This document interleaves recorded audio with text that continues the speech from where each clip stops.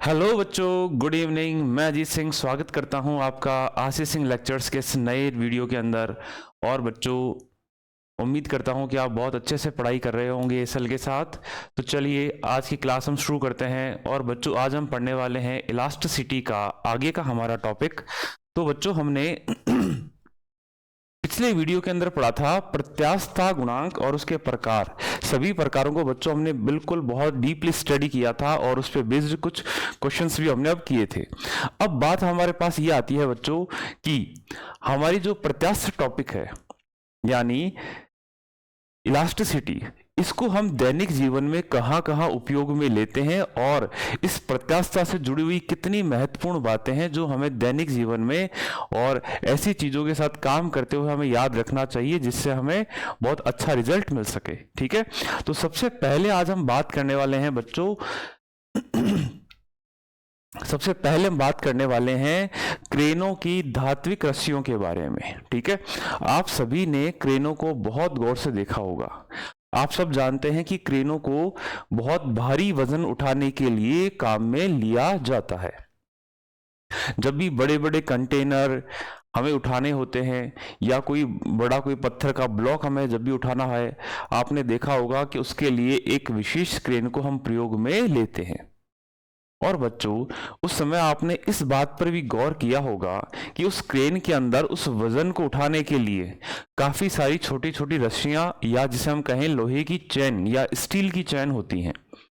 और उन्हीं चैनों को हम यहाँ हिंदी में बच्चों रस्सी नाम से प्रदर्शित कर रहे हैं। तो आप इसको केवल मात्र रस्सी ना समझें, इसका यहाँ मतलब है स्टील की चेन।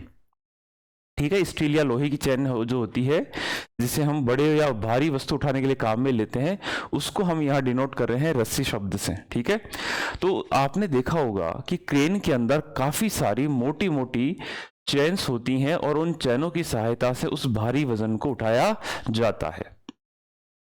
अब बच्चों, जैसे हमने अभी तक इस चैप्टर के अंदर पढ़ा कि अगर कोई भी वस्तु का भार जिसे क्रेन उठाने वाली है, उसका भार यदि जो हमारी रस्सी है या स्टील की जो चेन है उससे यदि ज्यादा हो जाएगा, उसकी प्रत्यास्थ सीमा से ज्यादा हो जाएगा, तो एक बिंदु आपने देखा था जब हमने पिछला टॉपिक पढ़ा बच्चों प्रत्यास्थता और प्रतिबल और विकृति के मध्य वक्र। तो ऐसा करने पर प्रत्यास्थ सीमा से आगे जाने पर बच्चों एक बिंदु आता है जिसे हम कहते हैं भंजन या ब्रेकडाउन पॉइंट। ठीक है, भंजन बिंदु या हमने उसे कहा था बच्चों ब्रेकडाउन पॉइंट, यानी कि उस बिंदु पर जो हमारी लोहे की चैन या रस्सी है वो उस बिंदु पर टूट जाएगी और क्रेन उस समय उस वस्तु को उठाने में असफल रहेगी। तो ऐसी स्थिति का सामना न करना पड़े, इसलिए हमें कितने वजन तक को या कितने भार को क्रेन उठा सकती है या उन रस्सियों को हमें कितनी मोटाई लेनी चाहिए जिससे उस भार को उठा सके, तो इसके लिए भी हम बच्चों को कौन से टॉपिक को काम में लेते हैं, प्रत्यास्थता या इलास्टिसिटी को, इस चीज को हम काम में लेते हैं। ठीक है, तो चलिए बच्चों, अब हम बात करते हैं कि साहब क्रेनों की रस्सियां बनाने में किस प्रकार से प्रत्यास्थता हमारे लिए उपयोगी साबित होती है। बच्चों, मान लीजिए कि हमें क्रेन से 1 लाख किलो वजन उठाना, मान लीजिए। ठीक है, कितना हो गया ये, इकाई, दाई, सैकड़ा, हजार, 10,000, लाख। 1 लाख किलो हमें मान लीजिए वजन उठाना है। ठीक है, या इसे हम कह सकते हैं बच्चों कि 10 की घात 5, मान लीजिए हमें 10 की घात 5 किलोग्राम वजन को क्रेन की सहायता से उठाना है। कितना वजन उठाना है हमें बच्चों, हमने यहां माना है कि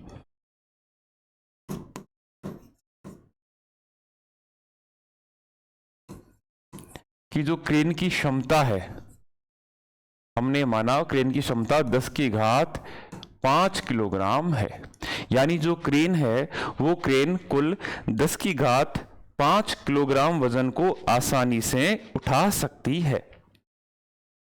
इससे ज्यादा वजन को मान लीजिए क्रेन उठाने में सक्षम नहीं है।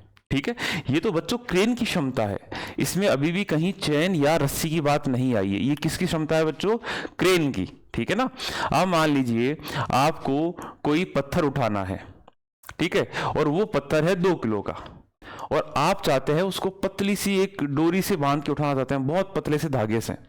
तो आप जानते हैं कि 2 किलो के पत्थर को उठाने में आप तो सक्षम हैं, आप तो कैपेबल हैं, उस पत्थर को उठा सकते हैं, लेकिन आप चाह रहे हैं कि उस बिल्कुल पतले से धागे से उसको मैं बांध के उठाऊं, तो वो धागा सक्षम नहीं, उस चीज के अंदर वो धागा कैपेबल नहीं और वो टूट जाएगा। तो हम यहां बात कर रहे हैं बच्चों अधिकतम क्षमता किसकी? क्रेन की। यानी क्रेन की क्षमता तो 10 की घात 5 किलोग्राम वजन उठाने की है, ऐसा हमने माना है केवल। ठीक है, अब हम बात करते हैं कि जो हम रस्सियां काम में लेते हैं, जिन्हें हम बच्चों इंग्लिश में लिंक्स भी कहते हैं, लिंक्स या जिन्हें हम चेन कहते हैं, वो आपने देखा होगा कि इस तरीके से जुड़ी हुई होती हैं आपस के अंदर, इस तरीके से चेन जुड़ी हुई होती है। ठीक है, और ये जो चैन होती है बच्चों, ये स्टील से बनी हुई होती है। किससे बनी हुई होती है? स्टील से। ठीक है, और स्टील का जो प्रत्यास्थता गुणांक होता है बच्चों, ये होता है 3 गुणा 10 की घात 8 न्यूटन पर मीटर स्क्वायर। ठीक है, तो हम यहां लिख सकते हैं कि स्टील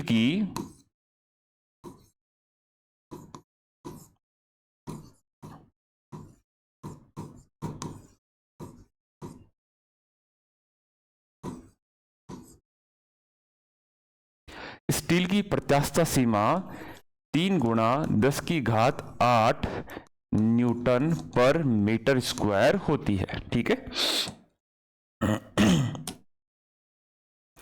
स्टील की प्रत्यास्थता सीमा कितनी होती है बच्चों? 3 गुणा 10 की घात 8 न्यूटन पर मीटर स्क्वायर। ठीक है, अब हमें क्या करना है कि जो भी हमें वजन उठाना है, उस वजन के द्वारा उत्पन्न प्रतिबल, इस चैन में या रस्से में उत्पन्न प्रतिबल का मान बच्चों इस मान से अधिक नहीं होना चाहिए।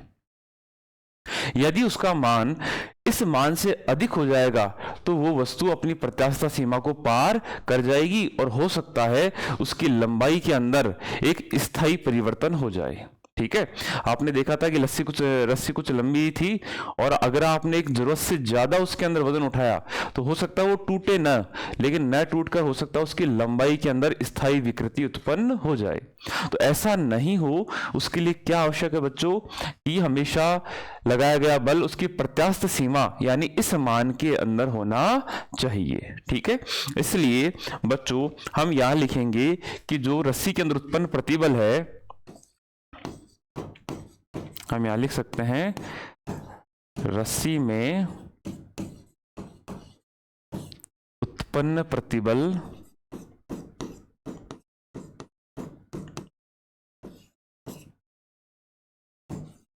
का मान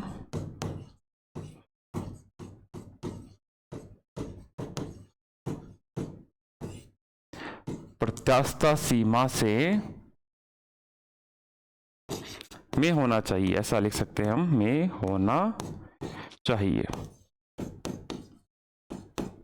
ठीक है, प्रतिबल का मान प्रत्यास्थता सीमा में होना चाहिए। ठीक है, तो मान लीजिए हम यहां इस कथन के आधार पर ऐसा लिख सकते हैं बच्चों कि जो प्रतिबल है, जो रस्सी के अंदर या चैन के अंदर जो प्रतिबल उत्पन्न होगा उसका मान प्रत्यास्थता सीमा से कम या बराबर होना चाहिए। ठीक है ना, क्या लिख सकते हैं इसको हम कि उसका मान प्रत्यास्थता सीमा से कम या बराबर हो सकता है। इस उत्पन्न प्रतिबल का मान इस प्रत्यास्थता सीमा से अधिक नहीं होना चाहिए। ठीक है ना, ये है प्रत्यास्थता। ठीक है, चलिए। अच्छा बच्चों, प्रतिबल का फॉर्मूला होता है बल बटा क्षेत्रफल। बल बटा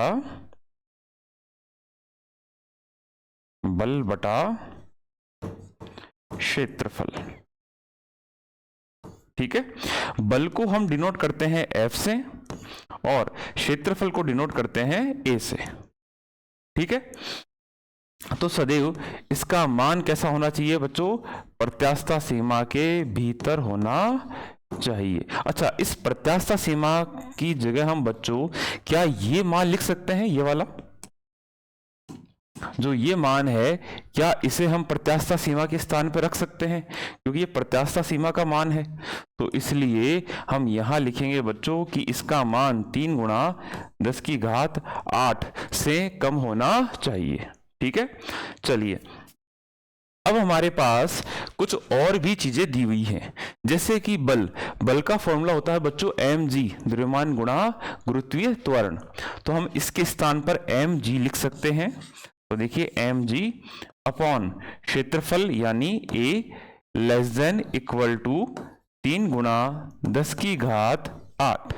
ठीक है, अच्छा बच्चों, अब इसके अंदर हम क्या चीज ज्ञात कर सकते हैं? तो जैसा आप यहां देख पा रहे हैं कि प्रत्यास्थ सीमा स्टील की हमें ज्ञात है। दूसरा, क्रेन की जो अधिकतम क्षमता है द्रव्यमान उठाने की, उसकी क्षमता है 10 की घात 5 किलोग्राम, और गुरुत्वीय त्वरण का मान होता है 9.8, या हम इजी कैलकुलेशन के लिए लेते हैं 10 मीटर पर सेकंड स्क्वायर। तो ऐसी कौन सी मान है जो हम यहां ज्ञात कर सकते हैं? तो यहां बच्चों एक ही चीज बचती है, कौन? ए।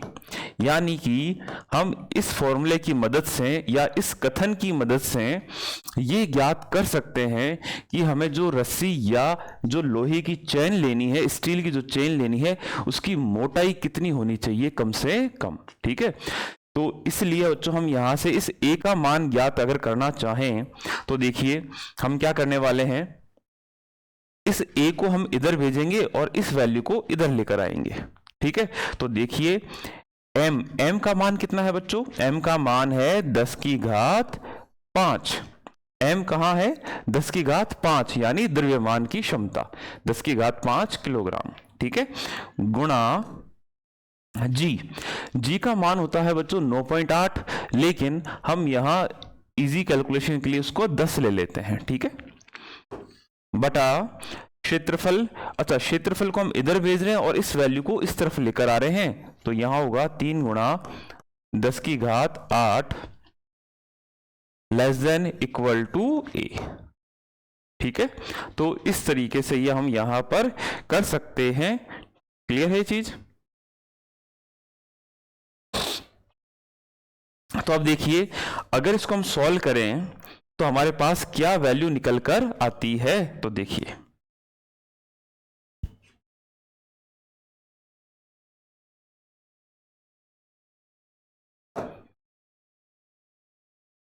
चलिए इसको नेक्स्ट पेज पे सॉल्व कर लेते हैं अपन। देखो बच्चों, यहां पर हो जाएगा 10 की घात 6, यहां है 10 की घात 5 और ये है 10 की घात 1, टोटल हो जाएगा 10 की घात 6। ठीक है, तो चलिए नेक्स्ट पेज पे हम चलते हैं और हम लिखेंगे नेक्स्ट पेज पर कि 10 की घात 6 बटा 3 गुणा 10 की घात 8 लेस देन इक्वल टू, इस तरफ क्या वैल्यू है? ए वैल्यू है, क्षेत्रफल है। ठीक है, तो हम ज्ञात करना चाहते हैं ए, इसलिए हम यहां लिखेंगे, देखो वैल्यू ए की वैल्यू बड़ी है, ये साइन किसकी तरफ है? ए की तरफ, यानी ए की वैल्यू बड़ी या बराबर होनी चाहिए किसके बच्चों? तो यहां से हम कैलकुलेट करते हैं। यहां देखो हमें भाग देना है 1 में 3 का भाग, किसका भाग देना है? 1 में 3 का। तो लगभग ये कितना प्राप्त होगा हमें? या 1 में भाग देने के बजाय बच्चों हम यहां 10 में भाग दें, तो 10 में 3 का भाग देंगे तो कितना आएगा? 3.33। ठीक है ना, हमने क्या किया है बच्चों,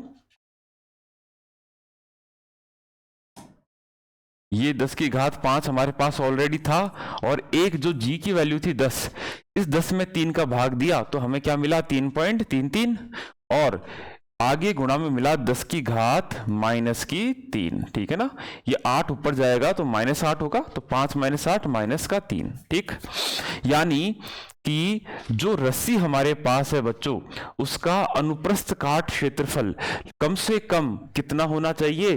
3.3 गुणा 10 की घात -3 मीटर होना चाहिए। यदि इससे छोटे अनुप्रस्थ काट की रस्सी होगी तो उस रस्सी के टूटने की संभावना प्रबल रहेगी, हो सकता है वो रस्सी टूट जाए या हो सकता है उसके अंदर एक स्थायी विकृति उत्पन्न हो जाए। ठीक है, तो इससे बचने के लिए हमें कम से कम इतने अनुप्रस्थ काट क्षेत्रफल की रस्सी को होना आवश्यक है। ठीक है, इसके साथ ही यदि अपन चाहें तो इसकी त्रिज्या भी हम ज्ञात कर सकते हैं। ठीक है, तो यदि अगर हम लें a इज इक्वल टू होता है बच्चों पाई आर स्क्वायर, कि मान लीजिए एक गोलाकार रस्सी है तो उसका क्षेत्रफल होगा पाई आर स्क्वायर, तो हम यहाँ रखेंगे पाई। अच्छा, जो ये वैल्यू है बच्चों, इसे हम मिनिमम भी लिख सकते हैं, ठीक है ना, a मिनिमम, क्योंकि क्षेत्रफल इससे कम नहीं होना चाहिए। तो ये सबसे कम क्षेत्रफल कितना होगा, इतना। इस a की जगह पर हमने रखा पाई आर स्क्वायर, और ये r भी कैसी होगी बच्चों, मिनिमम होगी, ठीक है ना। तो is equal to greater than equal to 3.33 गुणा 10 की घात माइनस का 3। देखो r की वैल्यू हमें चाहिए, तो r is greater than equal to 3.33 गुणा 10 की घात माइनस का 3 बटा, यहां नीचे जाएगा बच्चों पाई, और पाई की वैल्यू होती है 3.14, और यहां से ये स्क्वायर है, स्क्वायर को जब उस तरफ भेजेंगे तो ये क्या होगा, अंडर रूट होगा। ये क्या होगा बच्चों, अंडर रूट। और जब इन सभी वैल्यूज को हम सॉल्व करते हैं, इन सभी वैल्यूज को जब सॉल्व करेंगे तो वैल्यू आती है बच्चों लगभग 0.032 मीटर, ठीक है। त्रिज्या का मान न्यूनतम कितना प्राप्त होता है बच्चों, 0.032 मीटर, ठीक है।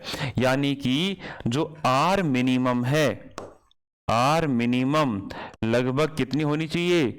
अच्छा, इसे मीटर को हम सेंटीमीटर में बदलें तो कितना हो जाएगा बच्चों, ये 3.2 सेंटीमीटर, ठीक है। कितना हो जाएगा, 3.2 सेंटीमीटर। आप जानते हैं कि 1 सेंटीमीटर लगभग जो हमारी ये अंगुली होती है उसका आधा लगभग 3.2 सेंटीमीटर होगा। तो लगभग इतनी मोटी रस्सी होनी चाहिए, किसके लिए, कि 10 की घात 5 किलोग्राम का कोई वजन आप किसी क्रेन की सहायता से उठा सकें, उसके लिए कम से कम इतनी मोटी रस्सी होना आवश्यक है। अगर वजन इससे ज्यादा होगा तो आप सेम फॉर्मूले में वैल्यू रख के हम फिर से वैल्यू फाइंड आउट कर सकते हैं, और कम होगा तो इसी के आधार पर वैल्यू फाइंड आउट कर सकते हैं, ठीक है। लेकिन बच्चों, जब प्रैक्टिकल वर्ल्ड में हम देखते हैं तो कभी भी हम मार्जिन पर नहीं चलते हैं। ये तो हमने निकाला है आर मिनिमम, कि कम से कम रस्सी की इतनी त्रिज्या तो होनी ही चाहिए 10 की घात 5 किलोग्राम वजन को उठाने के लिए। तो क्या हम सबसे मिनिमम ही लेकर चलेंगे, नहीं। हम क्या करते हैं बच्चों, हमारी सेफ्टी के लिए हम क्या करते हैं, इसके बजाय लगभग 10 सेंटीमीटर की रस्सी को उपयोग में लिया जाता है, ठीक है। क्रेनों के अंदर या भारी क्रेनों के अंदर जिस वजन को उठाने के लिए हमें न्यूनतम 3.2 सेंटीमीटर की रस्सी चाहिए थी, इससे छोटी नहीं चल पाती। लेकिन बच्चों, हम क्या करते हैं, 3.2 के स्थान पर सेफ्टी को ध्यान में रखते हुए लगभग 10-11 सेंटीमीटर मोटी रस्सी को काम में लिया जाता है, ठीक है। तो चलिए बच्चों, हमने यहां पर प्रत्यास्थता की मदद से ये ज्ञात किया है कि हमें कोई वजन उठाना है तो उसके लिए कम से कम कितनी मोटी रस्सी हमें चाहिए, ठीक है।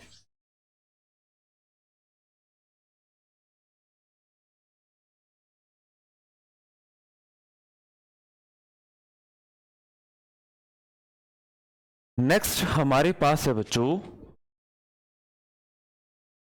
नेक्स्ट है हमारे पास धात्विक छड़ में अवनमन, ठीक है। अवनमन का मतलब होता है झुकना, किसी भी चीज का बीच से बैंड होना या झुकना, ठीक है। इसके लिए देखिए, मैं कोशिश करता हूं कोई एग्जाम्पल के लिए हमें कोई चीज मिल सके।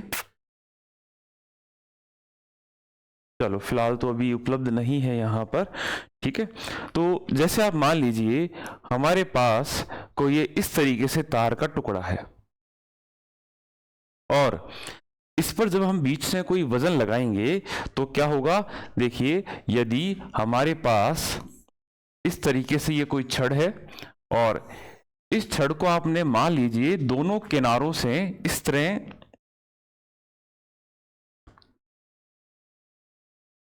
तरह से रखा हुआ है, ठीक है। ये कोई छड़ है जिसे आपने दोनों किनारों से इस तरह से रखा हुआ है। और जब आप इस छड़ पर कोई एक वजन इस तरीके से लटका देंगे, रस्सी से बांधकर कोई वजन लटका देंगे, ठीक है, तो आप मुझे बता सकते हैं कि इसके साथ क्या होगा। तो आप शायद सही गैस कर पा रहे हैं कि अगर सर आप ऐसा करेंगे तो ये हल्का सा ऐसे झुक जाएगी। क्या होगा इसके अंदर?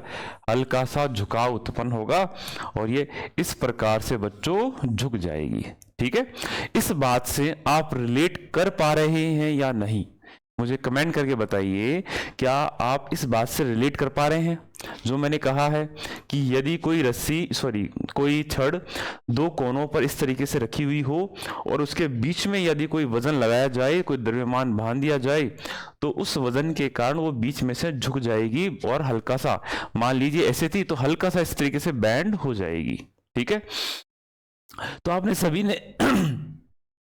ने ये प्रैक्टिकल एग्जाम्पल खूब बार देखा होगा। ठीक है, और कई बार आपने ये भी देखा होगा कि बहुत ज्यादा होता है तो बीच में से टूट भी जाती है। ठीक है ना, तो आप तो इस बात को समझ सकते हैं कि कोई भी छड़ जब बीच में से झुकती है तो इसे हम कहते हैं अवनमन। ठीक है, किसी भी छड़ के बीच में से इस प्रकार झुकने को हम कहते हैं अवनमन या डिप्रेशन। क्या कहते हैं बच्चों? अवनमन या डिप्रेशन। ठीक है, तो हमें इस टॉपिक के अंदर यही पढ़ना है कि धात्विक छड़ में अवनमन होता है या नहीं, और यदि होता है तो किन बातों पर निर्भर करता है, इसकी बात की हमें यहां पर स्टडी करनी है। तो जैसा बच्चों मैंने बताया कि अगर कोई छड़ इस प्रकार से दो आधारों पर रखी हुई होगी और बीच में यदि कोई बल आरोपित करेंगे तो इसके अंदर 100% ये बात फैक्ट है कि बीच में से अवनमन होगा और ये बीच में से झुकेगी। ठीक है, अब यदि ये झुकती है तो इसका अवनमन इस बच्चों जितना झुक जाएगी, इस वैल्यू को हम कहते हैं अवनमन, या इसे हम डिनोट करते हैं डेल से। किससे डिनोट करते हैं बच्चों? डेल से इसे हम डिनोट करते हैं। जितना ये झुक जाती है उसे हम डिनोट करते हैं बच्चों किससे? डेल से। और इस डेल को ही हम कहते हैं बच्चों अवनमन। इस डेल को ही क्या कहते हैं? अवनमन। और इस अवनमन का मान बच्चों निर्भर करता है, या इसका फॉर्मूला हमारे पास होता है WL³ अपॉन 4BD³Y। ठीक है, ये अवनमन का फॉर्मूला है और इसे आपको बहुत ध्यान से हमें इसको समझना है। ठीक है, हमें कहीं भी इस फॉर्मूले को ड्राइव नहीं करना है, ये ड्राइव हमारे सिलेबस के अंदर नहीं है, तो हमें डायरेक्ट फॉर्मूला याद रखना है। और अवनमन का फॉर्मूला यहां होता, हम लिख सकते हैं छड़ का अवनमन। ठीक है, तो छड़ का अवनमन होता है del is equal to WL³ upon 4BD³Y। ठीक है, तो जैसा मैंने बताया कि W को यहां डिनोट किया जाता है किससे? भार से। ठीक है, जो हमने यहां पर वेट लगाया था, यानी जो नीचे की तरफ लगेगा mg, इस वेट को हम किससे डिनोट कर रहे हैं बच्चों? W से। ठीक है, तो सबसे पहला ये फॉर्मूला ये कहता है कि जो अवनमन है, ये अवनमन बच्चों W पर समानुपातिक रूप से निर्भर करता है। ठीक है, इसका क्या मतलब है? इसका मतलब ये है कि आप जितना ज्यादा भार को बढ़ाओगे उतना ज्यादा इसके अंदर अवनमन होगा। ठीक है ना, तो ये बिल्कुल फैक्ट सी बात है और आपको बहुत अच्छे से समझ में आ रही होगी आप कि ठीक है, हमारे पास कोई छड़ इस तरीके से और आप बीच में जितना बल लगाओगे ये उतने ही ज्यादा बीच में से इस तरीके से बैंड होती चली जाएगी। इसमें तो कोई शंका वाली बात नहीं है। तो बिल्कुल साहब आप यहां फॉर्मूले से समझ गए होंगे कि अवनमन किसके समानुपातिक रूप से निर्भर करता है? भार के समानुपातिक रूप से निर्भर होता है, यानी आप जितना वजन बढ़ाओगे उतना ज्यादा अवनमन होगा। अब हम चाहते हैं बच्चों कि अवनमन कम से कम हो। हम क्या चाहते हैं? कि अवनमन कम से कम हो। अच्छा, हम कम क्यों चाहते हैं? आपने देखा होगा कि जब ब्रिज वगैरह बनते हैं तो ब्रिज के हमेशा दो पिलर हमेशा पहले तैयार किए जाते हैं पिलर्स, ठीक है। जब ये पिलर्स तैयार किए जाते हैं और इन पिलर्स के ऊपर आपने देखा होगा कि बाद में एक स्लैब लाके रखा जाता है इस तरीके से, ठीक है, और इस तरीके से ब्रिज का निर्माण होता है।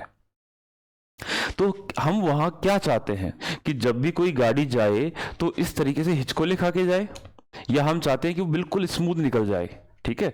तो हम तो बच्चों यही चाहेंगे ना कि बच्चों गाड़ी हमेशा एक स्मूथ रूप से निकले।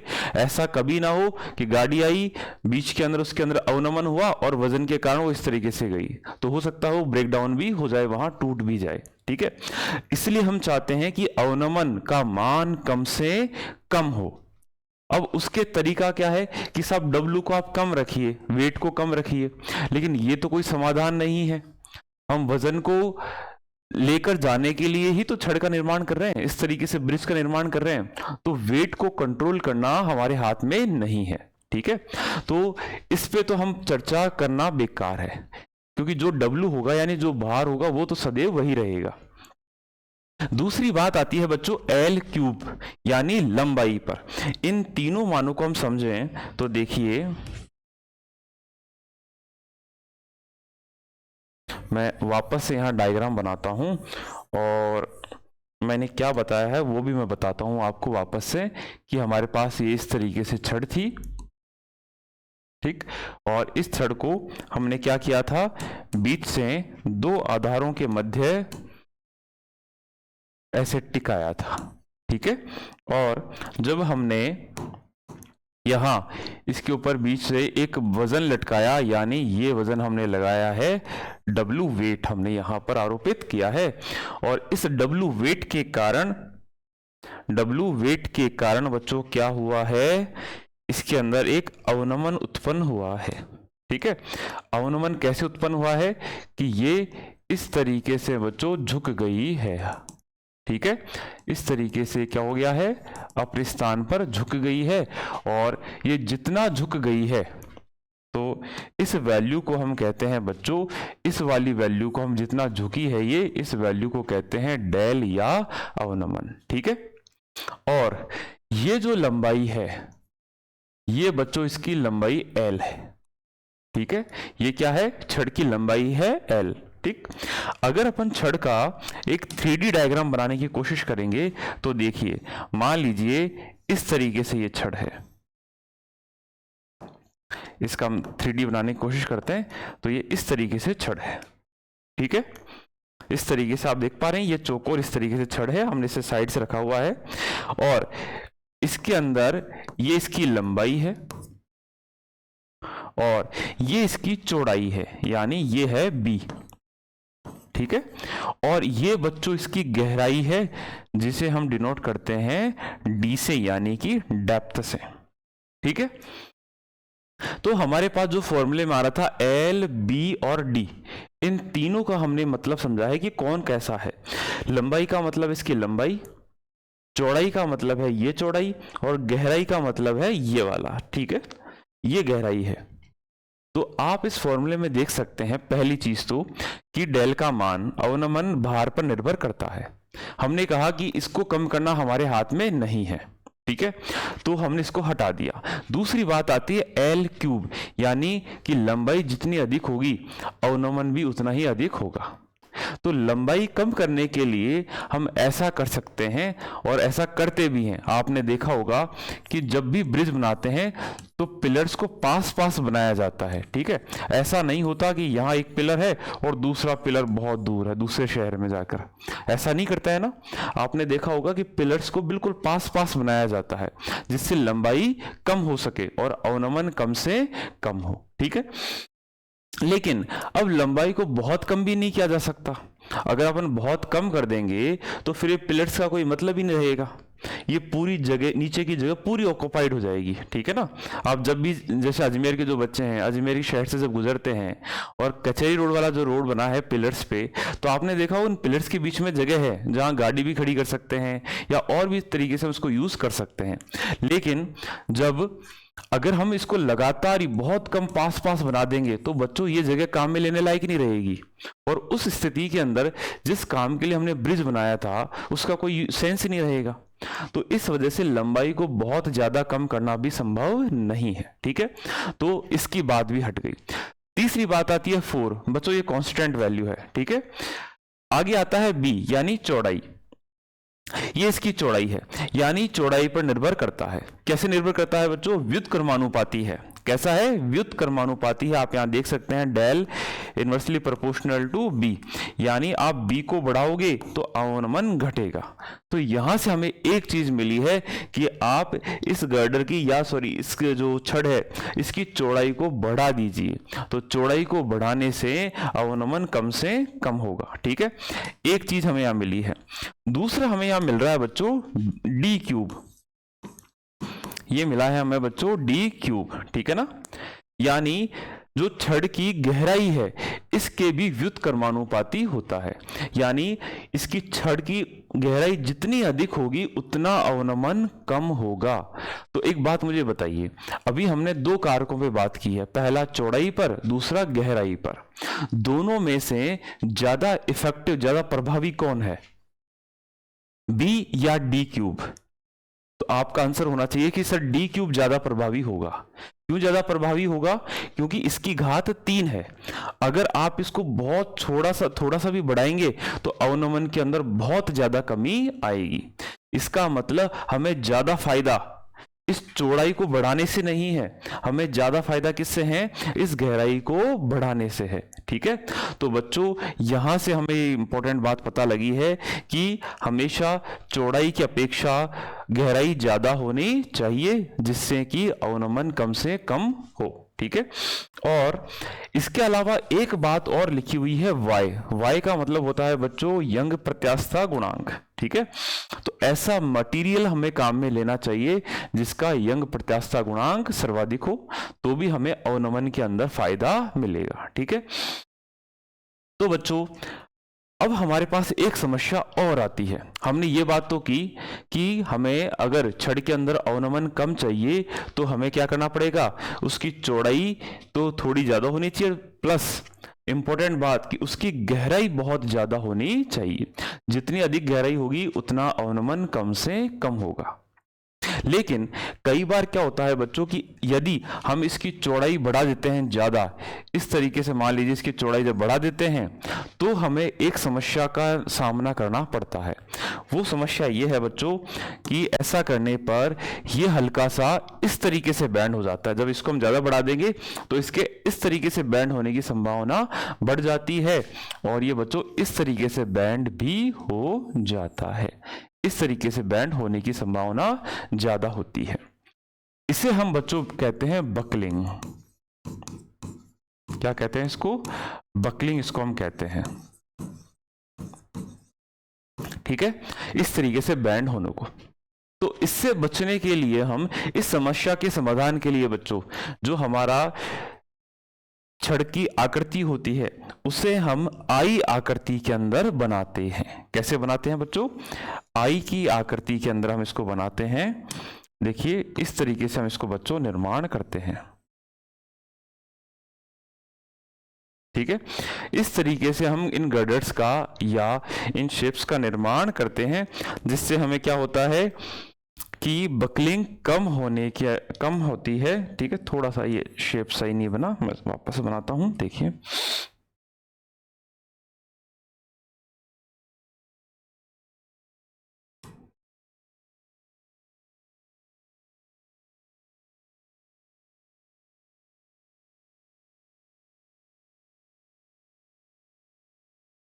ठीक है, इस तरीके से इनको बनाया जाता है आई शेप के अंदर। कैसे बनाया जाता है बच्चों?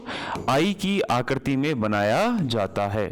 और आई की आकृति में बनाने से क्या होता है कि बकलिंग कम होती है, और जो पहले ये समस्या थी झुकने वाली वो समस्या कम हो जाती है। इसलिए आपने देखा होगा जितने भी रेलवे के ट्रैक होते हैं, क्या होता है बच्चों? जितने भी रेलवे के ट्रैक होते हैं, ठीक है, या जिन्हें हम कहते हैं रेल की पटरियां, वो सभी आपने देखा होगा कि इस आकृति की बनी हुई होती हैं। आपने देखा है? या आपका कोई पुराना घर है जिसके अंदर आरसीसी न होकर जो पहले पट्टियां चलती थी वो पट्टियां होंगी, तो आपने वहां पर भी इस आकृति की एक, जिसे हम कहते थे बच्चों गाटर, वो लगी हुई मिलेगी। तो उसका हमेशा आकृति कैसी होती है बच्चों? आई आकृति होती है। रेलवे की सारी पटरियां, ट्रैक भी किस आकृति के होते हैं?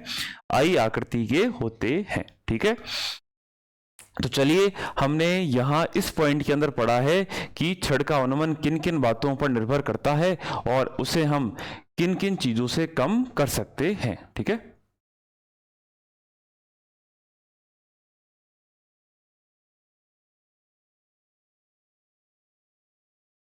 तो बच्चों नेक्स्ट है हमारे पास पर्वत की अधिकतम ऊंचाई का अनुमान लगाना। ठीक है, तो आपने देखा होगा जब भी कोई पर्वत होता है तो ये पर्वत सदैव कुछ चट्टानों पर स्थित होता है इस तरीके से।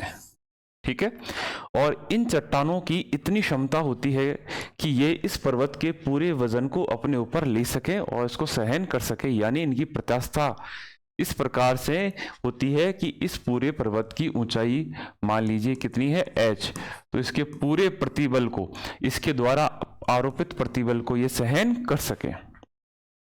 और बच्चों ये मैंने इसी चैप्टर के पहले भी बताया था कि यदि कोई भी हमारे पास द्रव है और h ऊंचाई तक भरा हुआ हो तो यहां पर जो दाब लगाता है उसका मान होता है h रो जी। ठीक है ना, तो ये जो चट्टान है जिसकी ऊंचाई है h, तो बच्चों ये पृथ्वी की सतह या चट्टान पर, जिस चट्टान पर ये टिकी हुई है उस चट्टान पर दाब लगाएगी h रो जी। ठीक है ना, उस चट्टान पर कितना दाब लगाएगी? ये h रो जी दाब लगाएगी। ठीक है, तो देखिए, तो ये जो h रो जी दाब है, ये प्रतिबल है, ये इस चट्टान के प्रत्यास्था गुणांक से कम होना चाहिए। और चट्टान का प्रत्यास्था गुणांक होता है बच्चों 3 गुणा 10 की घात 8 न्यूटन पर मीटर स्क्वायर। ठीक है ना, तो यहां से अगर इन दोनों वैल्यूज को हम इक्वल कर दें तो देखिए h rho g is equal to 3 गुणा 10 की घात 8 मीटर, न्यूटन पर मीटर स्क्वायर। ठीक है, और h इज इक्वल टू 3 गुणा 10 की घात 8 बटा रो जी। ठीक है, रो यहाँ बच्चों रो डिनोट करता है यहाँ पर घनत्व को। ठीक है, और घनत्व जो यहाँ होता है वो चट्टानों के लिए होता है 3 गुणा 10 की घात 3, और जी का मान हम कैलकुलेशन के लिए लेते हैं 10। तो जब यहाँ वैल्यू रखेंगे 3 गुणा 10 की घात 8 बटा रो का मान 3 गुणा 10 की घात 3 गुणा जी का मान 10। ठीक है, तो बच्चों h आएगा हमारे पास 3 से 3 कटा और 3 की घात 4, ऊपर जाके 4, तो 10 की घात 4 हमारे पास हाइट बची है। तो एज इक्वल टू कितना बचा यहाँ पर बच्चों? ये बचा 10,000 मीटर। कितना बच्चों हमारे पास हाइट आएगी? 10,000 मीटर की हाइट यहाँ पर हमारे पास आएगी। और आप जानते हैं कि ये ऊंचाई हमारी सबसे ऊंची पर्वत चोटी माउंट एवरेस्ट से भी अधिक है, इसलिए आपने देखा होगा ये वैल्यू 10,000 मीटर ऊंचे पहाड़ों को भी सहन कर सकती है चट्टानें। इसीलिए आपने देखा कि जो ऊंचे ऊंचे पहाड़ है ये कभी भी पृथ्वी के अंदर, धरती के अंदर धंसते नहीं है अपने वजन के कारण।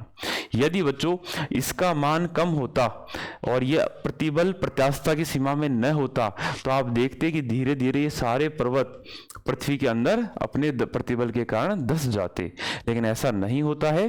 क्यों? क्योंकि हमने देखा कि लगभग पृथ्वी 10,000 मीटर ऊंचे पर्वत के प्रतिबल को भी सहन कर सकती है। ठीक है,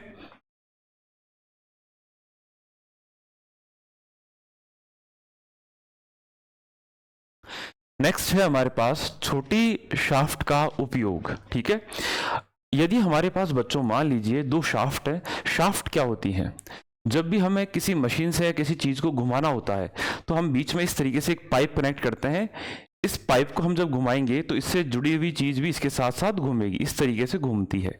तो इस बीच वाली लिंक रोड को हम कहते हैं बच्चों शाफ्ट। ठीक है, तो यदि हमारे पास मान लीजिए ये शाफ्ट है और ये सॉलिड है। कैसी है बच्चों? ये सॉलिड है। ठीक है। तो इसको एक चक्कर घुमाने के लिए अगर हम इस तरीके से इसमें मरोड़ी देंगे तो इसके अंदर क्या होगा, ऐंठन उत्पन्न होगी। जैसे आप कपड़े का एक सिरा पकड़ के दूसरी तरफ से घुमाते हैं तो उसके अंदर बल पड़ना शुरू हो जाते हैं, यानी ऐंठन लगना शुरू हो जाती है। तो उसके लिए आवश्यक बलागुण का मान जो होता है बच्चों, ये होता है टो इज इक्वल टू, ये हम बात कर रहे हैं सॉलिड की, ठोस की, है ना। तो इसका मान होता है नीटा पाई आर की घात 4 थीटा अपॉन 2l, ठीक है, ये मान होता है। यदि हमें कोई खोखली को, यदि कोई हमारे पास खोखली शाफ्ट इस तरीके से, खोखला आप जानते हैं ना, बीच में से जो खाली हो, ठीक है, इस तरीके से अगर खोखली शाफ्ट है और इसकी त्रिज्या मान लीजिए r1 है और इसकी त्रिज्या r2 है, इसकी त्रिज्या r थी बच्चों, तो इसके लिए जो बल आगुण होगा एक ऐंठन देने के लिए वो होगा बच्चों, हम बात करते हैं होलो की, है ना, खाली की, कितना होगा, नीटा पाई। अब देखिए r, अब हमारे पास ये बाहर वाली है R2 और बीच वाली है बच्चों R1, तो ये वाला कितना होगा, R2 माइनस R1। तो हम यहाँ क्या लिखेंगे, हम यहाँ लिखेंगे R2 की घात 4 माइनस R1 की घात 4 थीटा अपॉन 2l। इसे हमने कहा समीकरण नंबर 1, इसे कहा समीकरण नंबर 2। और जब बच्चों दोनों का हम आपस में भाग देंगे तो हमें देखिए क्या मिलता है, या भाग देने की आवश्यकता हमें इसमें नहीं है। आप बहुत केयरफुली दोनों समीकरणों को ध्यान से देखिए। क्या दोनों समीकरणों के अंदर केवल एक बात का अंतर है, वो बात यह है कि यहाँ r की वैल्यू डिफरेंट है, ठीक है ना। तो मुझे बताइए इन दोनों में से किसका मान अधिक होगा, टो सॉलिड का या टो होलो का, ठोस का या खोखली का, किसका मान अधिक होगा, मुझे इस दोनों इक्वेशंस को आप देख के आराम से बताइए। तो उम्मीद करता हूं कि आप सभी इक्वेशन 1 को सजेस्ट कर पा रहे होंगे, ठीक है ना, कि इसका मान ज्यादा होगा इसके बजाय, ठीक है ना। ऐसा क्यों होगा, क्योंकि आप देख सकते हैं कि उसके अंदर जो वैल्यू रखी हुई है बच्चों, वो कैसी वैल्यू है, वो कैसी,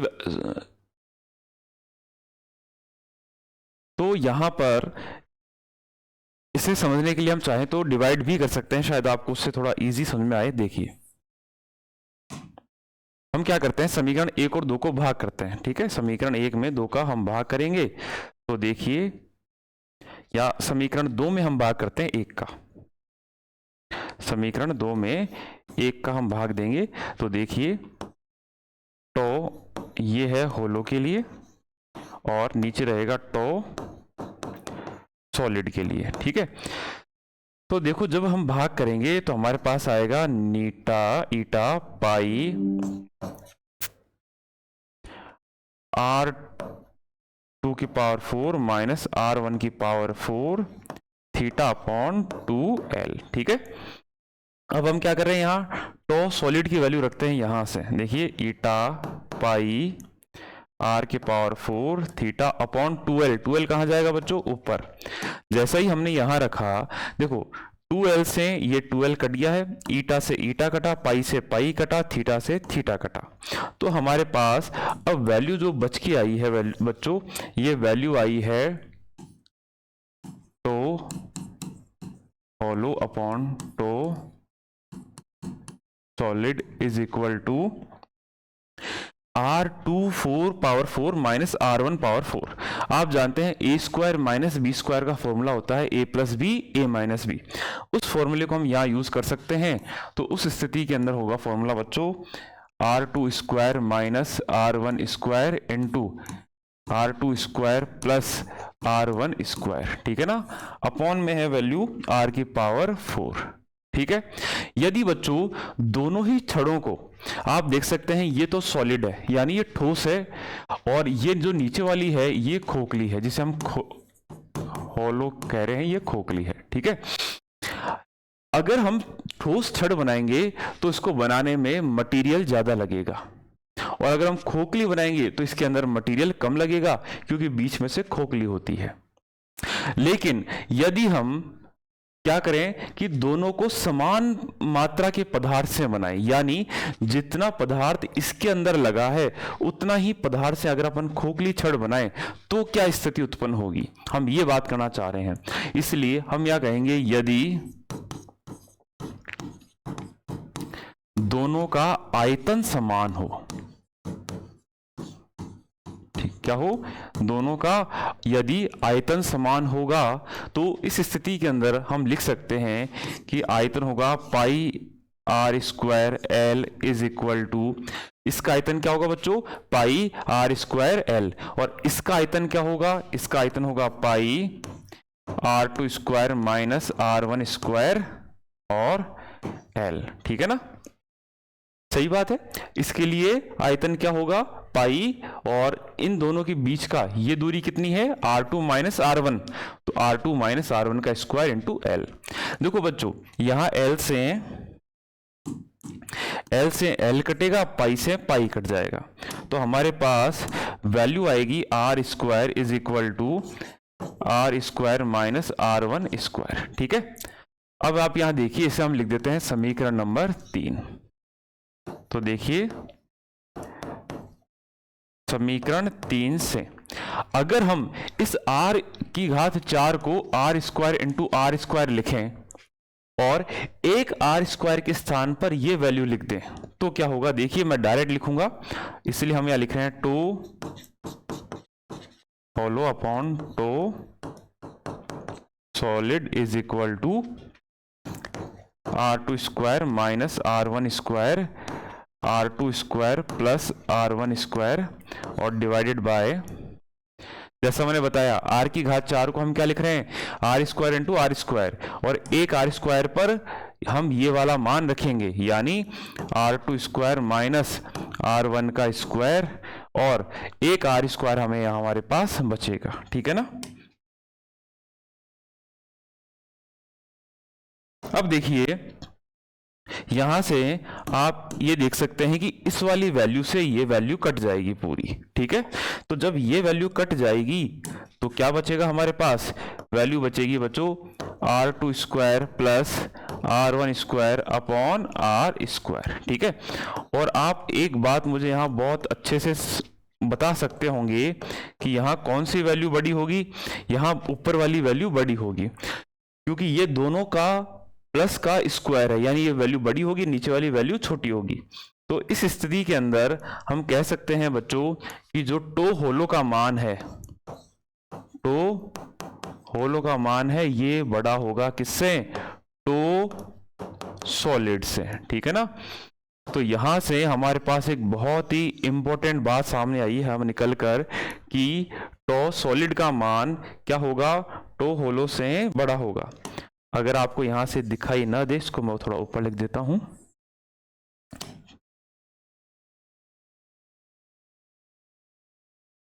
क्या होगा बच्चों कि यहां लिख देता हूं मैं, ये देखिए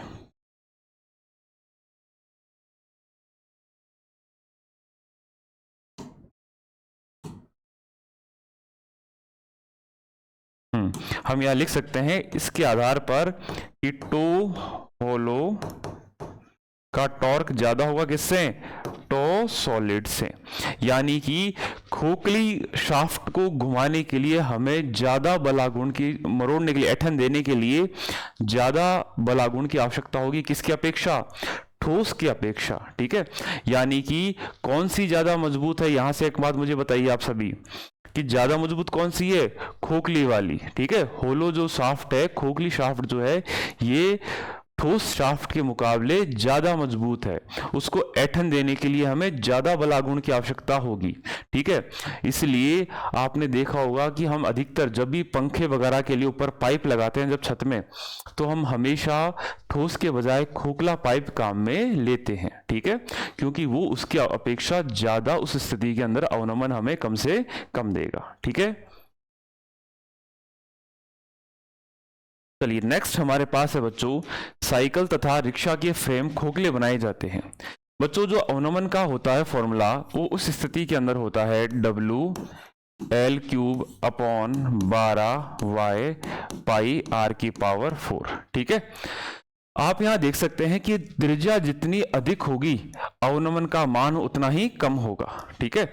इसलिए बच्चों त्रिज्या को अधिक रखने के लिए अधिकतर फ्रेम्स को कैसा बनाया जाता है, खोखला बनाया जाता है, जिससे मटेरियल कि खपत कम हो और मजबूती ज़्यादा हो। इसलिए आपने देखा होगा कि साइकिल, रिक्शा या मोटरसाइकिल, इन सभी के फ्रेम कैसे होते हैं बच्चों? अंदर से खोखले होते हैं, या ऐसा कहे कि हम ये खोखले पाइप के फ्रेम से बने हुए होते हैं। ठीक है, तो बच्चों आज के लिए हम इतना ही पढ़ने वाले हैं, और उम्मीद करता हूं कि जितने भी आज हमने प्रत्यास्थता के अनुप्रयोग पढ़े हैं, कि हम प्रत्यास्थता के इस कंसेप्ट को कहां कहां काम में लेते हैं और इसकी सहायता से हम किन किन चीज़ों को बहुत बेटर कर सकते हैं, तो उम्मीद करता हूं आप इसको बहुत अच्छे से समझ गए होंगे।